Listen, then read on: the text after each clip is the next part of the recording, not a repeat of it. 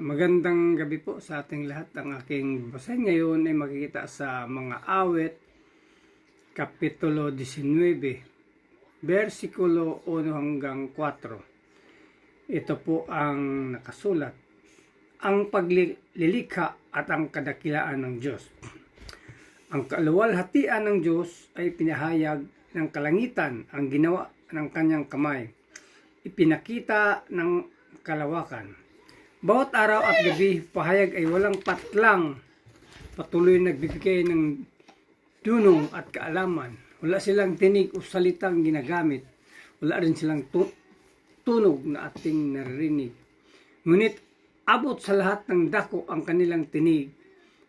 Balita ay umaabot hanggang sa dulo ng daigdig. Gumawa ang Diyos sa langit ng tahanan para sa araw. Yun lang po, maraming salamat. Purihin ang Panginoon. God bless. Isang mapayapang gabi po sa ating lahat. Sa aking pong pagpapatuloy ng aking paglalahad ngayong gabi, ngayon po ako po ay nasa 19 na kabanata sa aklat pa rin po ng mga awit sa talata 5 hanggang 6. Ito po ang nakasaad. Tuwing umagay lumalabas ito na parang masayang kasintahan, tulad ng masiglang manlalaro na handang-handa sa takbuhan. Sa silangang sumisikat, lumulubog sa kanluran, walang nakapagtatago sa init nitong taglay. Yan po ang nakasaad sa banal na kasulatan. Lagi magpuri at magpasalamat sa Ama lumikha. Amen. Isang mapagpalang gabi po sa ating lahat. Ang aking pong babasahin ngayon ay mula sa libro ng Salmo chapter 19 verses 7 to 10. Ang kautusan ng Panginoon ay walang kamalian. Ito'y nagbibigay sa atin ng ating kalakasan. Ang mga turo ng Panginoon ay mapagkakatiwalaan at nagbibigay karunungan sa mga kulang sa kaalaman. Ang mga tuntunin ng Panginoon ay tama at sa puso'y nagbibigay kagalakan. Ang mga utos ng Panginoon ay malinaw at nagbibigay liwanag sa kaisipan. Ang pagkatakot sa Panginoon ay nagpapadalisay sa puso. Mananatili ito magpakailanman. Ang mga utos ng Panginoon ay matuwid at makatarungan. Ang mga ito'y higit pa kaysa ginto, kahit pa sa purong ginto, at mas matamis pa kaysa sa pulot pukyutan. Amen. God bless po.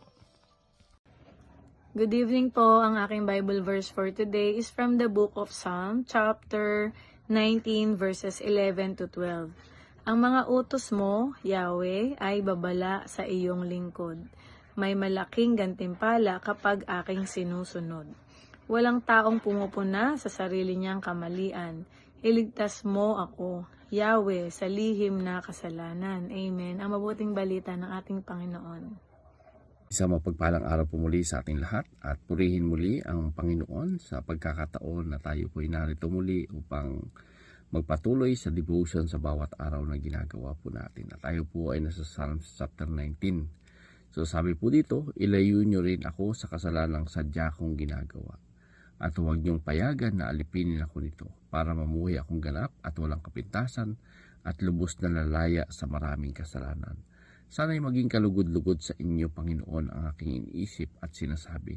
Kayo ang aking bato na kanlungan at tagapagligtas. So dito makikita po natin na talagang alam ng psalmist, na talagang may mga bagay na may mga kasalanan talagang hindi sinasadya, Subalit may mga bagay din na talagang sinasadya na gawin na mga pagkakasala.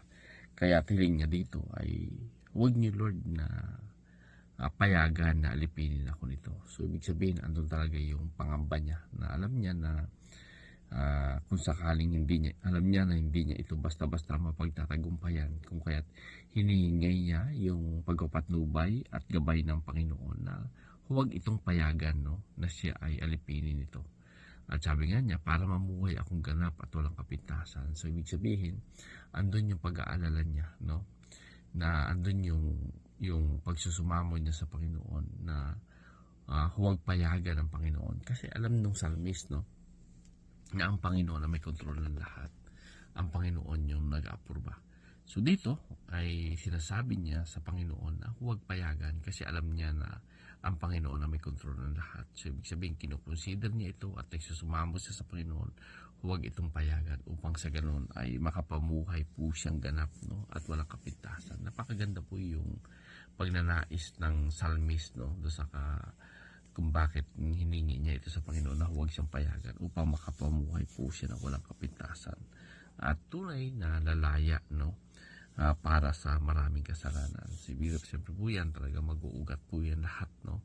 Malagkasala ka dito sa iba, may mga connecting ano po yan na magiging sanhi din ng iba pang mga kasalanan. At dito sa 14, sabi po, sana'y maging kalugod-lugod sa inyo, Panginoon, ang aking iniisip at sinasabi, kayo ang aking bato na kanlungan at tagapagligtas. So dito talagang ano din yung pag-ano niya sa Panginoon na Lord, sana maging kalugod-lugod po sa inyo, Panginoon, ang aking iniisip at sinasabi.